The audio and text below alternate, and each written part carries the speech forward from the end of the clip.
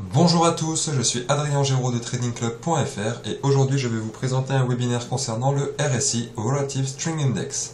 Qu'est-ce qu'un RSI? Le RSI, Relative String Index, ou Index de force relative en français, est un indicateur de tendance très utilisé sur les marchés. Inventé par J. Wallace Wilder Jr., le RSI fut décrit pour la première fois dans l'ouvrage publié en 1978, New Concept in Technical Trading System. Donc je vous ai mis ici ce fameux ouvrage, et là le visage de Monsieur Wilder pour que vous puissiez mettre un visage sur un nom. Donc, en introduction, dans ce webinaire, nous allons reprendre ensemble tout ce qu'il y a à savoir sur le RSI. Installer le RSI sur une plateforme de trading MT4, comment se calcule le RSI, et comprendre son fonctionnement, son utilité et l'appliquer sur son trading. Le RSI est un indicateur très utilisé sur les marchés, comme je disais juste avant. Donc ce qu'on va voir dans ce webinaire, c'est comment l'installer, comment il se calcule et comment l'utiliser sur son trading. Donc, comment installer le RSI sur une plateforme de trading MT4? Je vais zoomer pour que vous puissiez mieux voir. Donc, quand vous arrivez sur votre plateforme de trading MT4, vous allez chercher ce petit logo en haut à gauche représenté par une étoile, sur lequel, quand vous placez votre curseur, viendra s'afficher navigateur. Vous cliquez une fois dessus, et là, sur la gauche, s'affichera et s'ouvrira cette colonne reprenant tous les indicateurs. Vous choisissez le RSI, juste au-dessus du stochastique que vous retrouvez là en bas à gauche. Également, vous cliquez dessus. Et là s'ouvre cette page reprenant à propos, général, paramètres d'entrée, couleur, niveau et visualisation. Donc, vous allez dans paramètres d'entrée. On peut voir le RSI sur une période 14. Vous faites un double clic sur cette période 14 et vous la modifiez en mettant 21 pour qu'on soit sur un RSI d'une période 21. Ensuite, vous allez sur le niveau. Donc vous pouvez voir qu'il y a directement le niveau 30, le niveau 70. Donc vous faites ajouter et vous rajoutez le niveau 50. Vous allez comprendre pourquoi on a passé le RSI sur une période 21 et pourquoi on rajoute le niveau 50 dans quelques minutes. Et là, à la suite de ça, vous cliquez sur OK, juste ici. Et vous avez donc votre RSI qui viendra s'installer automatiquement sur votre plateforme de trading. Donc on a bien ce RSI avec donc ici la valeur 50 qui sera ajoutée. 0, 30, 50, 70 et 100. Donc voilà comment on installe le RSI sur une plateforme de trading MT4. Selon le broker, par moment, il y a des plateformes qui sont type au broker. Donc c'est différent l'installation du RSI, mais pour les plateformes de trading MT4, en l'occurrence, c'est comme ça que l'on fait. Voilà tout. Alors, maintenant, comment se calcule le RSI? Donc, le RSI est un indicateur permettant de mesurer l'évolution du marché en calculant les gains et les pertes sur une période définie. Faisant partie de la famille des oscillateurs, il est borné de 0 à 100 tout comme d'autres indicateurs, par exemple le CCI ou le stochastique. Donc ceux-là sont tous bornés de 0 à 100. Il indique avec précision une zone de survente et une zone de surachat. Le RSI s'utilise donc sur un nombre de périodes définies. Il y a le RSI 14, recommandé par J. Wallace Wilder, le RSI 21, respectant bien plus les zones de surachat et de survente, et pour finir aussi le RSI 9 ou le RSI 5, très représentatif sur des timeframes à court terme comme M1, M5 ou M15. Donc c'est pour ça que tout à l'heure quand on a installé le RSI, de base on était sur un RSI 14. Et moi j'ai voulu donc passer en 21 car comme vous pouvez lire, il respecte bien plus les zones de surachat et de survente. Donc la formule du RSI aujourd'hui c'est 100 moins 100 sur 1 plus H sur B. Donc ici H représente la moyenne des hausses sur la période et B représente la moyenne des baisses sur la période. Vous pouvez le trouver sous d'autres formes mathématiques, sur d'autres formules mathématiques comme celle-ci. 100 moins 100 sur 1 plus G sur P. Donc G représente la moyenne des gains sur la période, P représente la moyenne des pertes sur la période. C'est exactement la même chose. Mais bon, rassurez-vous, aujourd'hui le RSI se calcule automatiquement par tous les logiciels de trading, donc vous n'avez pas besoin de sortir votre calculatrice comme le faisait à l'époque Monsieur Wilder. Donc, comprendre son fonctionnement, son utilité et l'appliquer sur son trading. Là, on va entrer dans le vif du sujet. Donc, il va falloir vous accrocher et ouvrir bien vos oreilles. Donc, le RSI, Relative String Index, nous permet de comprendre la dynamique du marché en comparant les hausses et les baisses incluses dans la période calculée. Plus communément, les périodes 14, 21, 9 ou 5. Comme nous disions plus haut, il est borné de 0 à 100. Donc, maintenant, voilà la définition du bornage de cet oscillateur. 70 étant sa zone de surachat. 50, qu'on a rajouté manuellement juste avant, est sa zone de neutralité. Et 30, sa zone de survente. Donc comme vous pouvez voir sur ce graphique, on a le cours ici, le RSI en dessous. Donc on a 0 là, 30, 50, 70 et 100. Je vais zoomer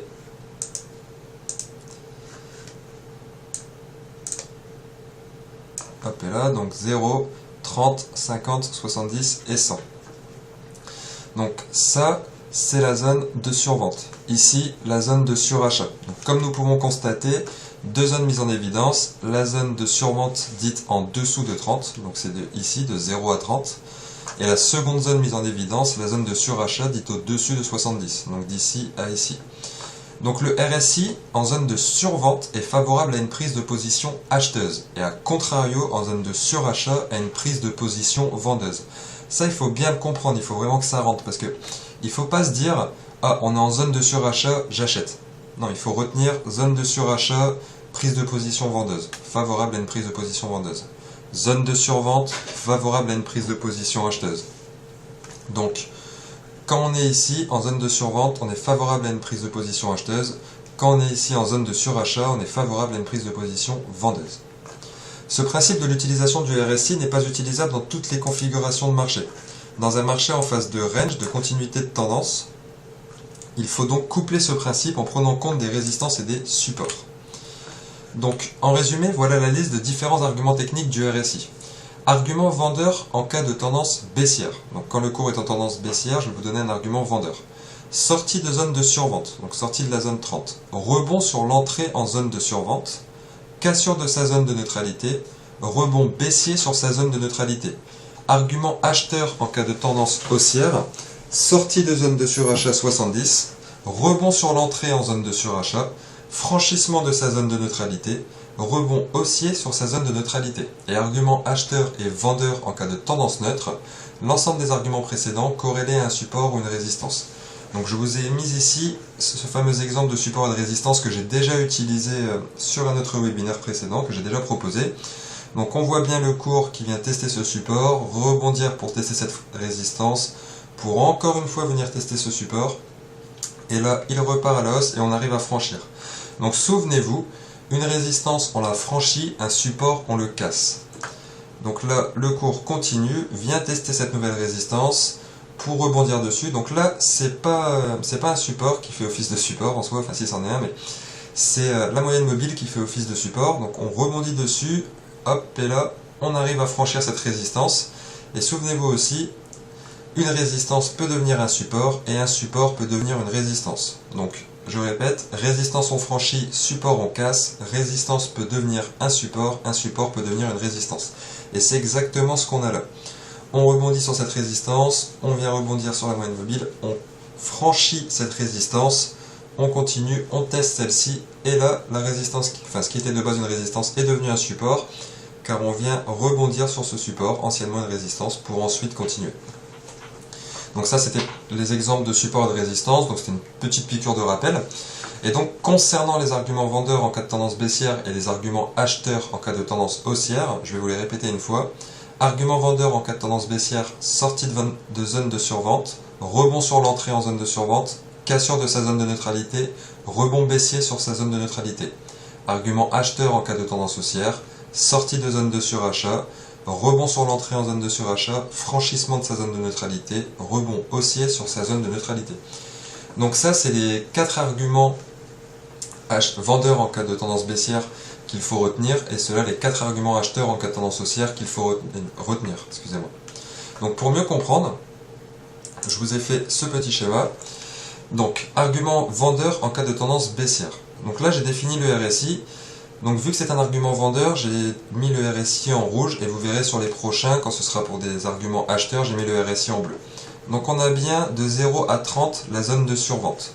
La zone de neutralité de 30 à 50, 50 à 70, même si la zone de neutralité est plus 50, mais ce qui est entre 30 et 70 est une zone dite neutre. Mais la vraie zone de neutralité, c'est 50. Et on a aussi la zone de surachat de 70 à 100. Donc, argument vendeur en cas de tendance baissière, sortie de zone de survente. Donc on peut avoir ce RSI qui est comme ça, qui rentre en zone de survente et qui sort de sa zone de survente. Et bien ça, c'est un argument vendeur en cas de tendance baissière. Donc je vous ai fait ces petits schémas pour que vous compreniez mieux. Maintenant, rebond sur l'entrée en zone de survente. On peut avoir son RSI qui est là, qui vient essayer de casser, on dira, pour rentrer dans sa zone de survente, mais qui n'y arrive pas et qui rebondit sur son entrée en zone de survente. Pareil, argument vendeur, toujours en cas de tendance baissière sur le cours.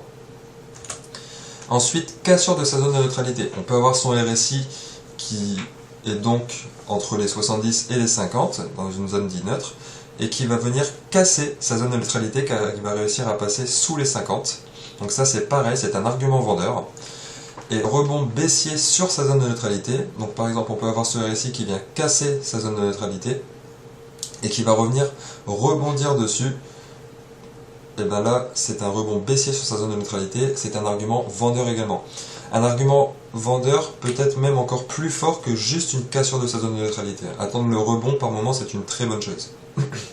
Donc voici les 4 arguments vendeurs en cas de tendance baissière. Et maintenant, on va voir les arguments acheteurs en cas de tendance haussière. Alors, argument acheteur en cas de tendance haussière. Excusez-moi. Sortie de zone de surachat 70. Donc vous voyez ce RSI, là cette fois-ci je l'ai représenté en bleu car c'est des arguments acheteurs.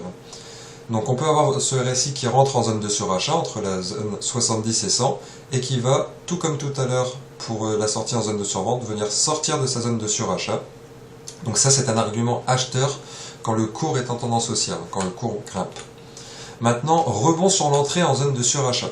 Donc on peut avoir ce RSI qui vient jouer comme ça et qui pareil va venir talonner et rebondir sur son entrée en zone de surachat car il n'arrivera pas à franchir la barre des 70. Donc ça c'est pareil, c'est un argument acheteur en cas de tendance haussière. Franchissement de sa zone de neutralité. Excusez-moi. On peut avoir son RSI qui vient donc comme ça sous les 50 et qui va venir franchir cette zone de neutralité. Donc ça, toujours pareil, argument acheteur en cas de tendance haussière. Et le tout dernier, rebond haussier sur sa zone de neutralité. Comme tout à l'heure, on franchit sa zone de neutralité et on vient la retester en rebondissant, en faisant un rebond haussier sur sa zone de neutralité, comme vous pouvez voir. Donc ça, ce sont des arguments acheteurs en cas de tendance haussière et avant, c'était des arguments vendeurs en cas de tendance baissière. Donc en résumé, voilà ce qu'il faut comprendre du RSI. Il n'évolue qu'entre 0 et 100, son minimum étant 0, son maximum étant 100 et 50 sa médiane centrale.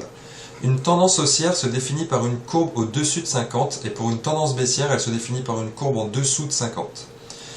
Donc regardez, tendance haussière au-dessus de 50, tendance baissière en dessous de 50.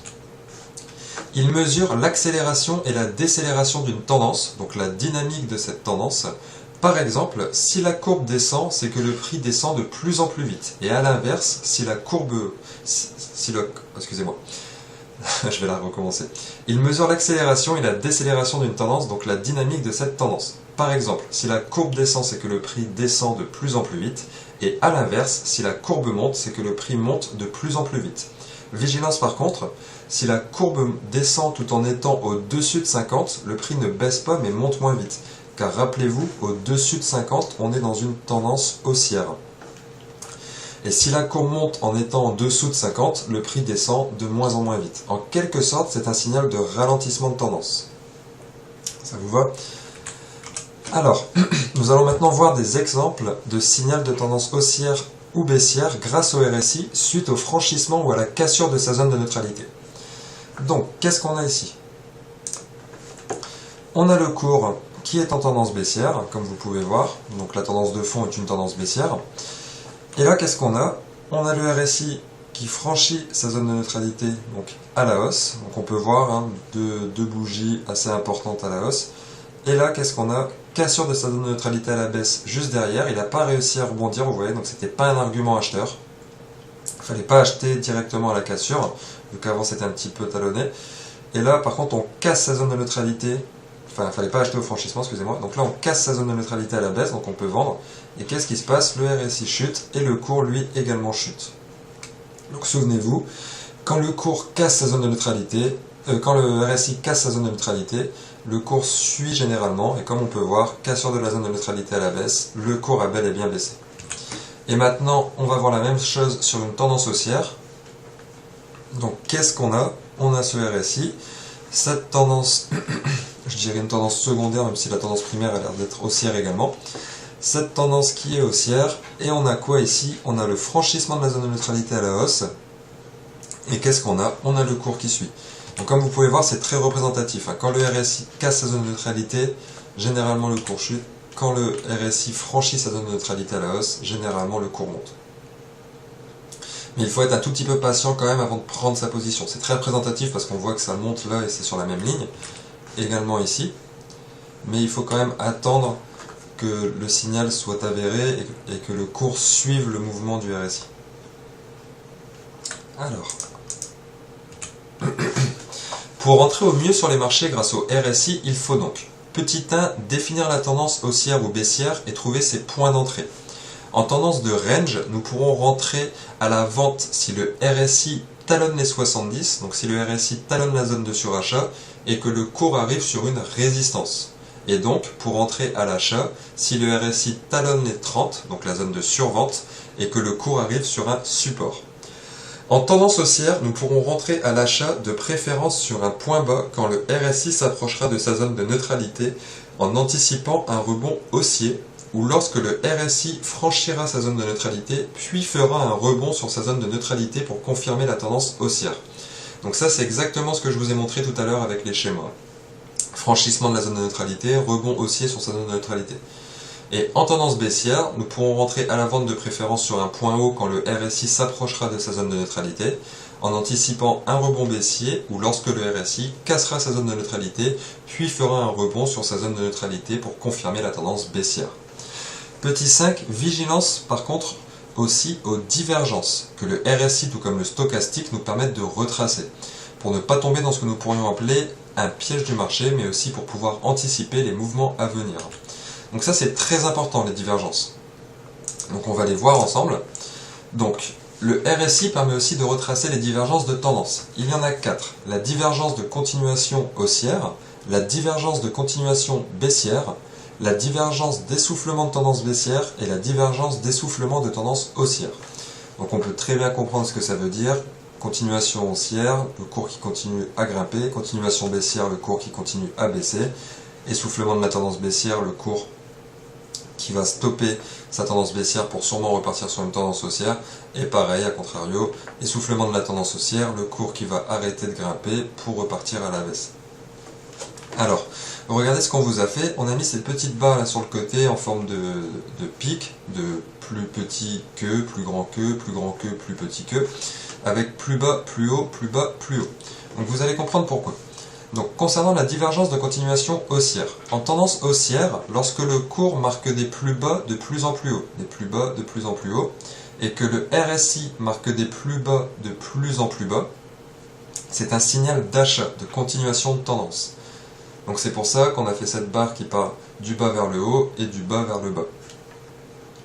Et concernant la divergence de continuation baissière, en tendance baissière, lorsque le cours marque des plus hauts de plus en plus bas, des plus hauts de plus en plus bas, et que le RSI marque des plus hauts de plus en plus haut, c'est un signal de vente, de continuation de tendance. Donc on a fait ça pour que ce soit un peu mémotechnique et que vous puissiez essayer de le retenir au mieux. De toute façon, si vous voulez, à la fin du webinaire, vous pouvez très bien m'envoyer un mail car vous retrouverez le mien à la fin de ce webinaire. Et je vous enverrai tous ces schémas que j'ai fait concernant le RSI et également ça concernant les divergences de tendance. Et en tendance baissière, donc pour les divergences d'essoufflement de tendance baissière, en tendance baissière, lorsque le cours marque des plus bas de plus en plus bas et que le RSI marque des plus bas de plus en plus haut, c'est un signal d'essoufflement de la tendance baissière. Et la divergence d'essoufflement de tendance haussière, en tendance haussière, lorsque le cours marque des plus hauts de plus en plus haut et que le RSI marque des plus bas de plus en plus bas, c'est un signal d'essoufflement de la tendance haussière. Donc, je vais vous les présenter sur des graphiques. Excusez-moi. Donc, vous verrez que c'est assez simple à comprendre et que c'est vraiment utile, car ça permet donc de rentrer sur les marchés et d'anticiper des mouvements. Donc, vous allez voir ça de plus près. Voilà, c'est parti. Donc, un exemple de divergence d'essoufflement de tendance haussière. Donc, qu'est-ce qu'on a? On a une tendance de fond qui est haussière, comme vous pouvez voir, on a une longue tendance haussière. Donc, on a bien des plus hauts de plus en plus haut. Et sur le RSI, par contre, à ce moment-là, qu'est-ce qu'on a? On a des plus hauts de plus en plus bas. Donc vous voyez bien les traits qui sont représentatifs et qui font donc ce plus petit que. Donc c'est une divergence d'essoufflement de tendance haussière. Et qu'est-ce qu'on a derrière? Effectivement, le cours qui chute. Donc regardez bien, approchez-vous de votre écran s'il le faut. Donc on a des plus hauts de plus en plus bas sur le RSI et au même moment, sur le cours, des plus hauts de plus en plus haut. Donc faites attention, comme vous pouvez voir, ça ne commence pas d'ici. C'est pas dès le début de la tendance, c'est au sein de la tendance qu'il faut pouvoir repérer ces divergences. Donc là, c'était bien une divergence d'essoufflement de tendance haussière. Le cours a chuté derrière, on peut bel et bien s'en rendre compte. Donc voilà qu'est-ce qu'est une divergence d'essoufflement de tendance haussière. Maintenant, une divergence d'essoufflement de tendance baissière. Donc qu'est-ce qu'on a? On a le cours qui est en train de chuter depuis tout à l'heure. Et là, au sein de ce cours qui est en train de chuter, au sein de cette tendance baissière, on a bien des plus bas de plus en plus bas, ce qui est normal. Mais par contre, sur le RSI, on a des plus bas, comme vous pouvez voir, de plus en plus haut. Et bien, ça fait toujours ces petites barres dans le bon sens, donc plus grand qu'eux. Et là, c'est une divergence d'essoufflement de tendance baissière, car comme vous pouvez voir derrière, le cours est remonté. Donc c'est très représentatif toujours, hein, regardez, on est sur cette ligne, bougie baissière, et là, paf, le cours qui remonte. Vous voyez? Donc ça, c'est une divergence d'essoufflement de tendance baissière. Maintenant, exemple de divergence de continuation de tendance haussière. Donc qu'est-ce qu'on a? On a une tendance haussière, et au sein de cette tendance haussière, à un moment, on pourrait croire à un correctif. Et en fait, donc on a quoi? Des plus bas de plus en plus haut, comme vous pouvez voir.